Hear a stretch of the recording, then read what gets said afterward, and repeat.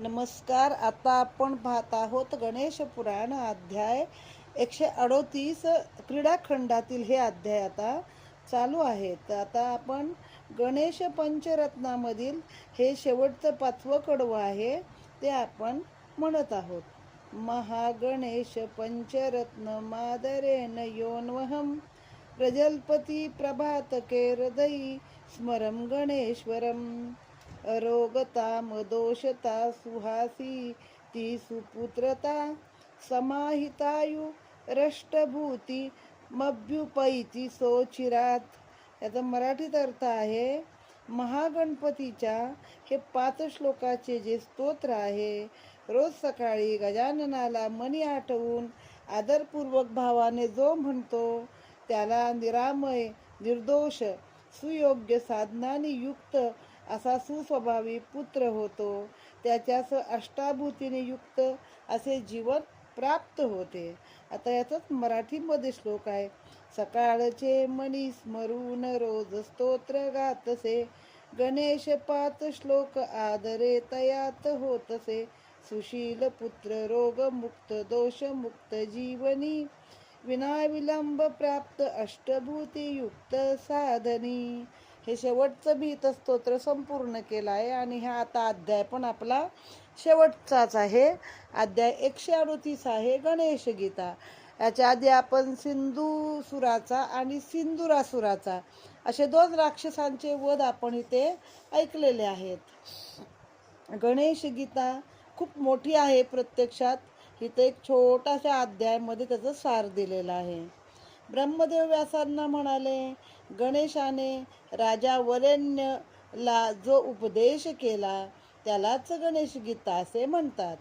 गणेश गीतेच्या वाचनाने आणि श्रवणाने इष्टाशी फळे प्राप्त होतात. गणेश गीतेत सांख्य तत्वाचा सारांश आहे. कर्मयोग शिकवला आहे.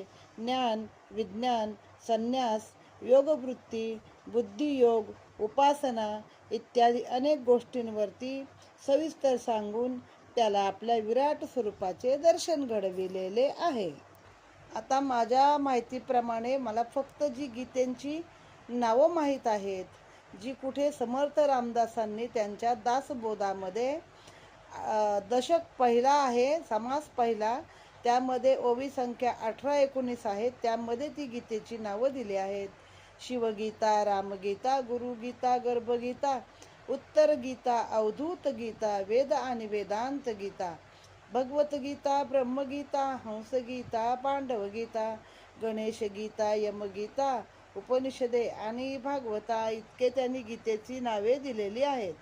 अजून काही ऋषींच्या नावाने गीता आहेत. यामध्ये अष्टावक्र गीता, ईश्वर गीता, कपिल गीता, पराशर गीता, भिक्षु गीता, व्यास गीता, सूर्यगीता, हंसगीता, यमगीता अशा अनेक गीता आहेत.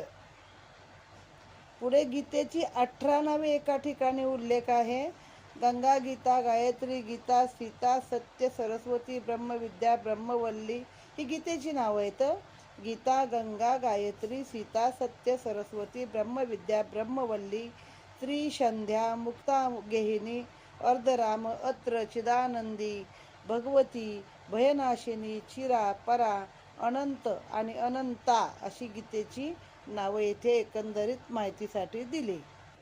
आपल्या उपदेशाने गजाननाने वरेण्य राजाला ऐहिक जीवनाचा आणि अध्यात्म ज्ञानाचा उपदेश केला आणि मोक्ष मिळवून दिला. गजाननाचा हा सर्व उपदेश गणेश गीता या नावाने प्रसिद्ध आहेत. इथे अध्याय समाप्त. अध्याय 139 गजाननाचे अवतार.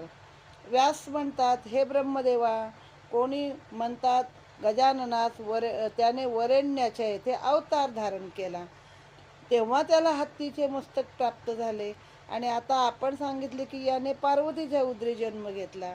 हे कसे?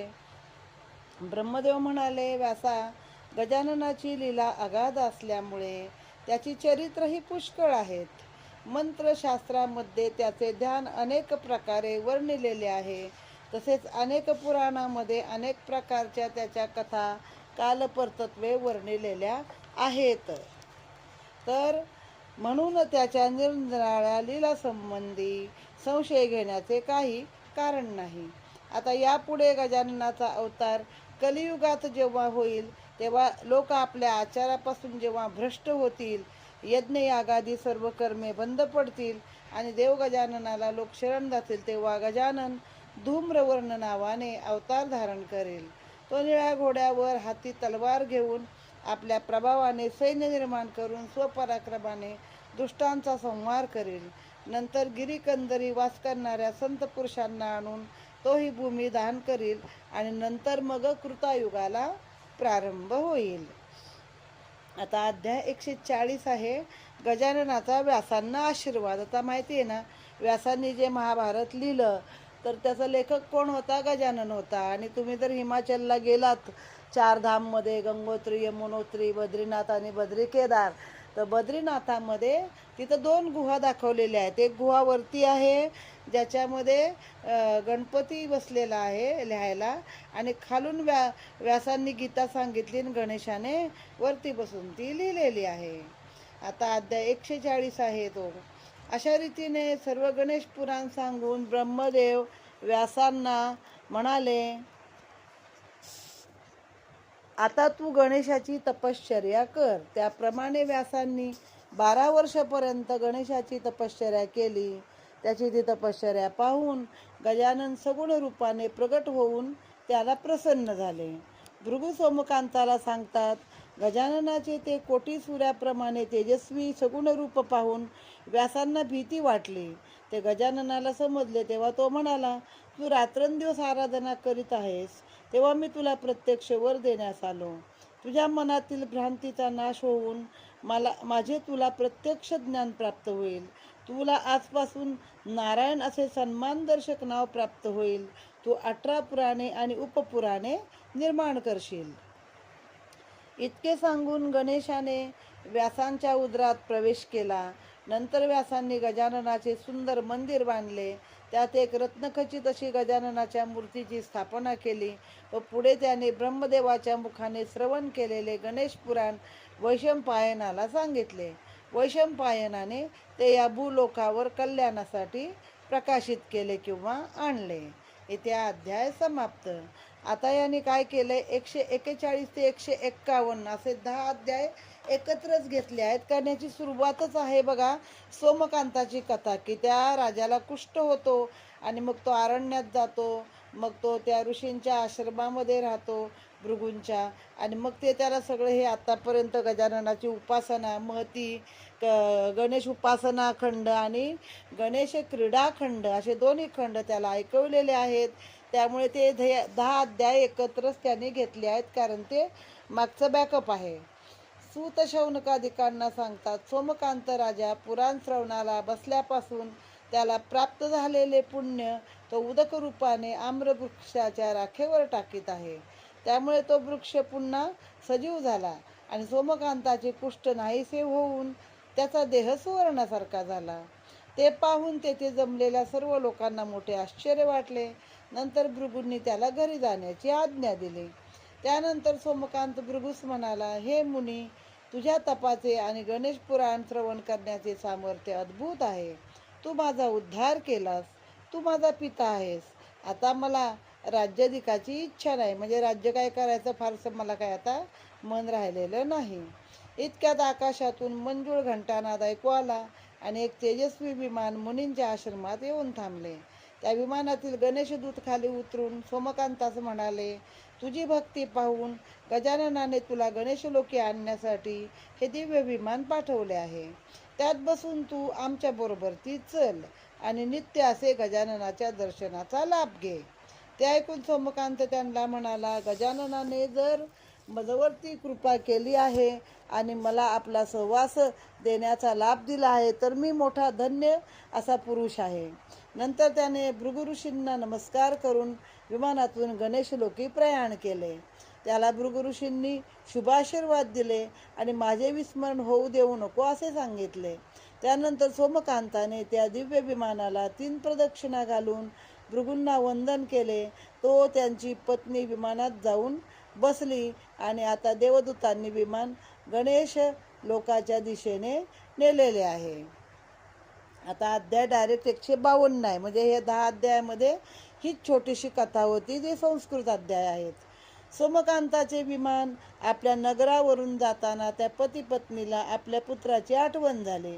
तेव्हा सुधर्मा सोमकांतास म्हणाली, प्राणनाथ, आपला पुत्र हेमकंठ आपली वाट पाहत असेल, आपण त्याला एकदा भेटले पाहिजे.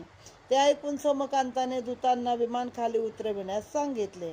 त्याप्रमाणे दूतांनी विमान त्यांच्या राजवाड्याजवळ उतरविले असता द्वारपालांनी ही वार्ता हेमकंठास जाऊन सांगितली व ती ऐकून पित्याच्या दर्शनासाठी हेमकंठ विमानापाशी आला.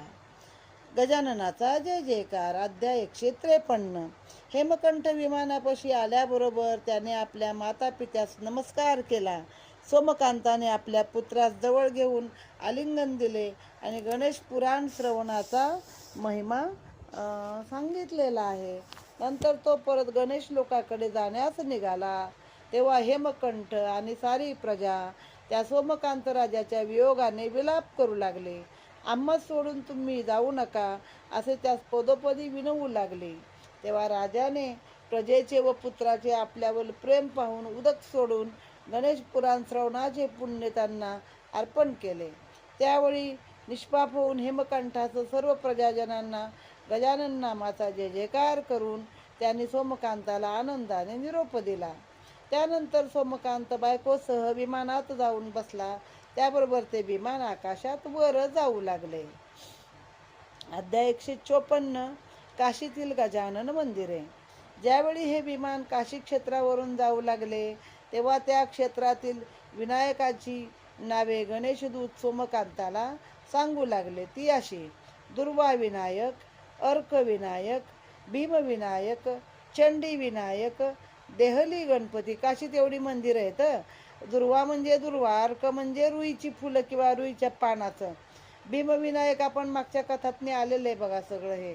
देहली गणपती, उदंड विनायक, पाशपाणी विनायक, सर्व विघ्नहरण विनायक, या सर्व नावाचे स्मरण केले तरी विघ्ने दूर पडतात. ही नावे घेऊन दुर्वा, तीळ, तांदूळ, शमीपत्री यांनी पूजन केले असता असाध्य ते साध्य होऊन दीर्घ आयुष्य, उत्तम आरोग्य प्राप्त होईल, असे काशी क्षेत्रातील गजानन महात्म्य श्रवण करीत करीत सोमकांत राजा गणेशलोकी येऊन पोचला.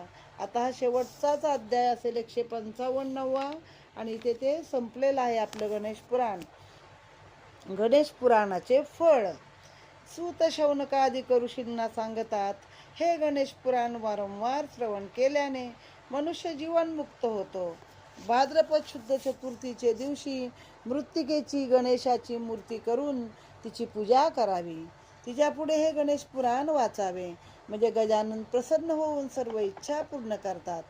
नंतर शौनकादी ऋषी सुतांना म्हणाले, एकदा एका मुक्याला लोमेश ऋषी ब्रह्मदेवाकडे घेऊन गेले. त्यांनी ब्रह्मदेवाच्या मुखातून हे गणेश पुराण ऐकण्याची इच्छा प्रकट केली. तेव्हा हे ब्रह्मदेवाने हे पुराण लोमेश ऋषींना सांगितले. त्या मुक्याने भक्तीने श्रवण केले. बरोबर त्या मुक्यास वाचा येऊन तो बृहस्पतीप्रमाणे बोलू लागला. पुढे हा मुका इक्ष्वाकू कुळातील एका राजाकडे गेला असता त्या राजास मुळी संतती नव्हती. असे पाहून त्याने हे पुराण राजास ऐकविले. गणेश कृपेने त्या राजास पुत्र झाला. राजाच्या बहिणीसही संतती नव्हती, तिलाही गणेश पुराण ऐकविले. त्याबरोबर त्यांना देखील पुत्रपौत्र झाले. सगराच्या पुत्रापैकी एक पुत्र लंगडा होता. त्यांनी लोमेश ऋषीच्या मुखातून हे गणेश पुराण ऐकल्यावर त्याचे पंगू पण नाहीसे झाले. सूत म्हणतात, 18 पुराणाच्या श्रवणाने जे पुण्य प्राप्त होते तेच पुण्य एका गणेश पुराणाच्या श्रवणाने देखील मिळते. या गणेश पुराणाच्या सांगण्याने वक्ता आणि ऐकण्यामुळे श्रोता दोघेही पापातून मुक्त होतात आणि संसारातून तरून जातात, असे या गणेश पुराणाचे महात्म्य असून हे गणेश पुराण आता येथे समाप्त झालेले आहे. ओम गम गणपतये नमः. वक्रतुंड महाकाय सूर्यकोटी समप्रभ निर्विघ्नं कुरु मे देव सर्वकार्येषु सर्वदा. गुरुर्ब्रह्मा गुरुविष्णू गुरुदेवो महेश्वरा. गुरु साक्षात परब्रह्म तस्मै श्री गुरुवे नमः. प्रारंभी विनती करू गणपती विद्या दया सागरा अज्ञानत्व हरवणी बुद्धिमती दे आराध्य मोरेश्वरा चिंता क्लेश दैन्य दुःख अवघे देशांतरा पाठवी हे रंभा गणनायका गणबुका भक्ता बहु तोषवी नेत्री दोन हिरे प्रकाश पसरे अत्यंत ते साजिरे माथा शेंदूर पाजरे वरिवरे दुर्वांकुराचे तुरे माझे चित्तविरे मनोरथ पुरे देखोन चिंता हरे गोसावी सुत वासुदेव कविजे त्या मोरयाला स्मरे मोरया मोरया मी बाळताने तुझीच सेवा करू काय जाणे अन्याय माझे कोट्यान कोटी मोरेश्वरा बा तू घाल पोटी गणपती बाप्पा मोरया मंगलमूर्ती मोरया ओम गम गणपतये नमः.